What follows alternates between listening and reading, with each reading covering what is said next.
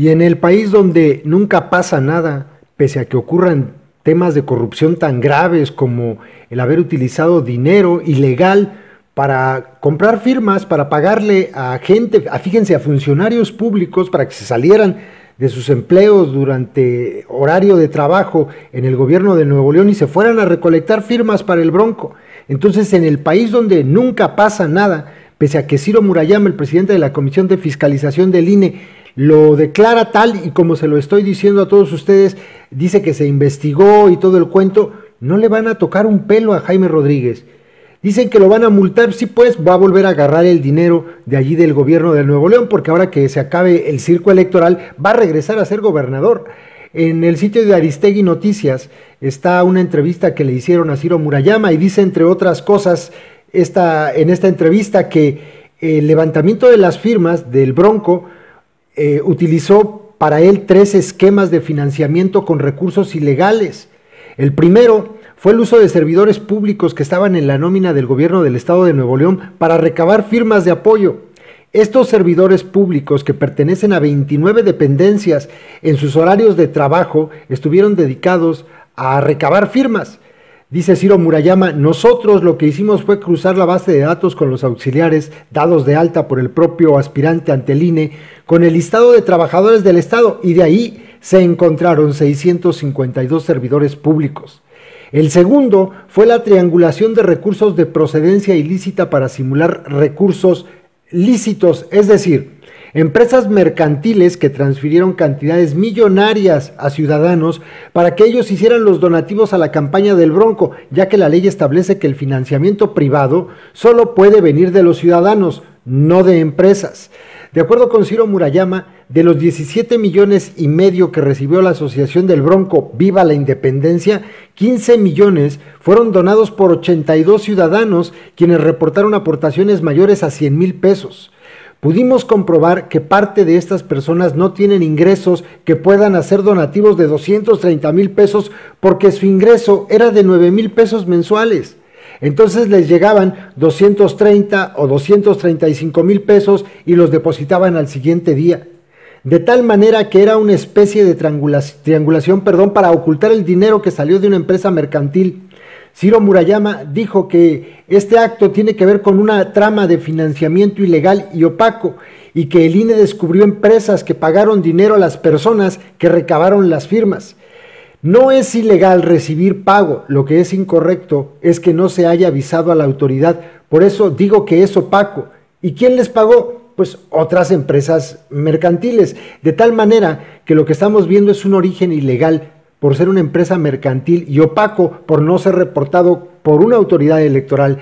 Ahí estamos hablando de 6 millones de pesos que se movieron a través de esta trama.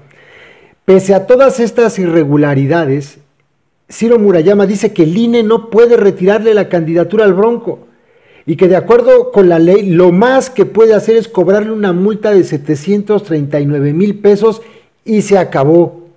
Formalmente no hay posibilidad de retirar la candidatura desde la mesa del Consejo General. Lo que sí está claro es que estas prácticas no son propias de una conducta pegada a la legalidad y a las prácticas democráticas, según lo que dice Ciro Murayama. Quédense con esto. No puede el INE retirarle la candidatura de acuerdo a la ley. Lo más que puede hacer es cobrarle 739,000 pesos de multa y ya.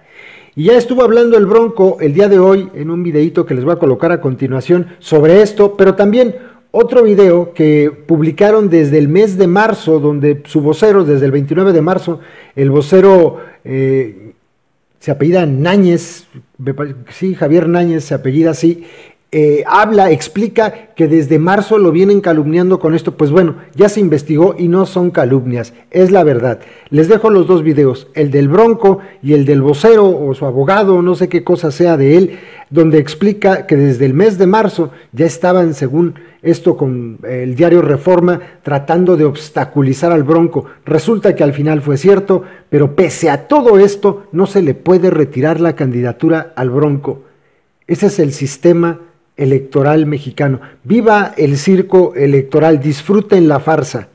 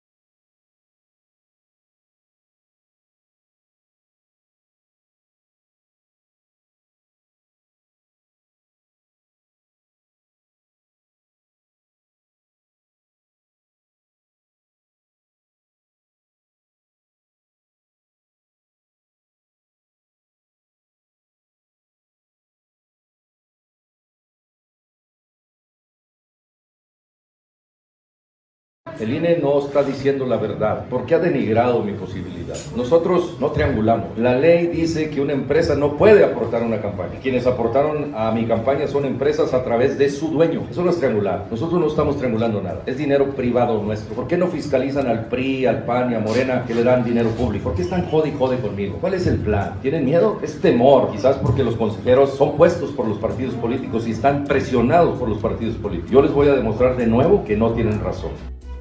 Tenemos por parte de la campaña del ingeniero Jaime Rodríguez Calderón, el Bronco, dos noticias muy importantes que darles a conocer. Principalmente nos ha motivado a hacer este acercamiento con ustedes para mantenerlos informados el hecho de que han estado circulando fake news durante todo el día sobre distintos temas. Comenzando por la primera plana del periódico Reforma y El Norte, en donde prácticamente condenan a Jaime Rodríguez de triangulación, de recursos, de irregularidades y otro tipo de cuestiones más en el tema de fiscalización durante la etapa de recolección de apoyos ciudadanos. Es importante desmentir esta información y categóricamente mencionar que esa primera plana de estos periódicos es fake news, y les voy a decir por qué. El día de hoy sesionó el Consejo General del Instituto Nacional Electoral para dictaminar el tema de fiscalización por parte de las candidaturas federales, no nada más las independientes. En este sentido, se llegó a la conclusión de hacer algunas observaciones. En el caso particular del ingeniero Jaime, se hicieron ciertas amonestaciones públicas y algunas multas, pero no por las razones que dicen estos periódicos. La multa fue por el hecho de haber reportado en un tiempo diferente al que se estipulaba en el reglamento todos los gastos. ¿En qué consiste esto? El INE te pide que todos los gastos que se realicen en las campañas tienes un plazo máximo de 3 días para anunciarlos y decir en qué consistieron. En ciertos casos, como son demasiadas las cuestiones, se pasan los plazos, se sube esta información en el día 4, en el día 5, pero sí se sube la información. O por otro lado, avisar todos los eventos que va a tener en la semana el aspirante con una anticipación de 7 días, hasta donde tengo entendido. Oye, pues a veces tú no sabes que vas a tener un evento de un día para otro, haces un cambio de agenda y lo tienes que hacer. Estos son los tipos de cuestiones por las cuales existen estas amonestaciones públicas y estas sanciones que ha determinado el Instituto Nacional Electoral. Sobre el tema que dice El Norte y Reforma, apenas el instituto dijo que se hiciera una investigación para ver si era cierto o no, si era cierto esto o no, y realmente en qué consistía todo este tipo de cuestión de cómo llegaron los recursos. Pero para nada es lo que menciona El Norte diciendo que hubo una triangulación y que hubo intento de violación a la ley por parte del Bronco, etcétera, etcétera. Eso no hay nada comprobado. Hoy fue la sesión oficial y apenas se va a investigar, por un lado. Por otro lado, el día de hoy tuvo una sesión la Sala Superior del Tribunal Electoral del Poder Judicial de la Federación. Este tribunal es el órgano máximo en materia electoral y el día de hoy resolvió 2 de las impugnaciones que promovió el ingeniero Jaime Rodríguez. En concreto, estas impugnaciones iban dirigidas a combatir la segunda revisión que hizo el Instituto Nacional Electoral de las firmas. ¿A qué me refiero con esto? Después de habernos dicho el instituto que ya teníamos más de 1.200.000 firmas válidas, cambia de opinión y dice: no, te voy a reducir tantas porque ya volví a hacer otra verificación, la cual no sale en la ley ni en ningún lado, y yo determiné que ya no debes de tener tantas más. Esa segunda revisión fue la que se impugnó. Lo que determinó la Sala Superior no fue que estaba equivocado el ingeniero Jaime Rodríguez en sus planteamientos, ni tampoco dijo que la segunda revisión fue legal.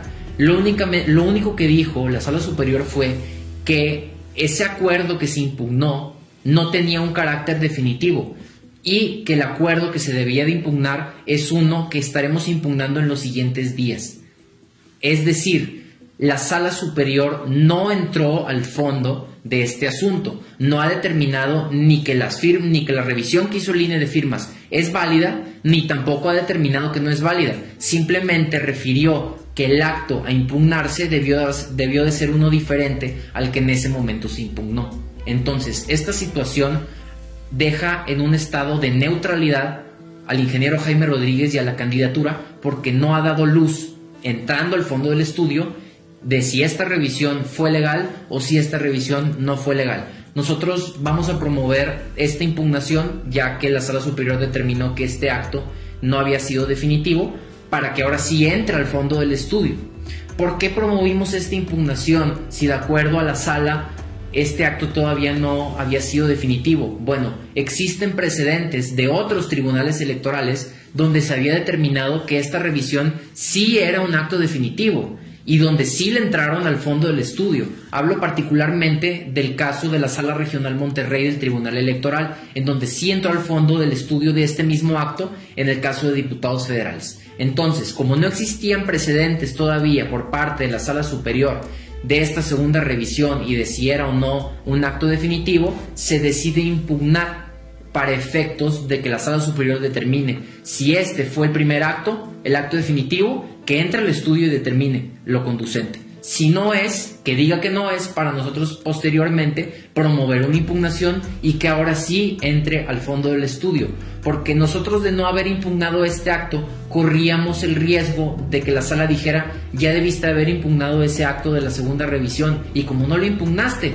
ya no puedes hacer nada. Entonces nosotros jurídicamente teníamos que agotar todas las instancias en este sentido, porque no existía todavía luz ni precedentes por parte de la Sala Superior en cuanto al tema. En resumen, el tema que manejó el Norte en su periódico y el Reforma en primera plana son fake news. Claramente y tajantemente lo decimos. Segundo tema, el tema de la Sala Superior, la resolución que dictó hoy no entró al fondo del estudio, no ha validado la segunda revisión del INE y estaremos pendientes a que lo haga en las futuras impugnaciones que vamos a interponer. Gracias por su atención.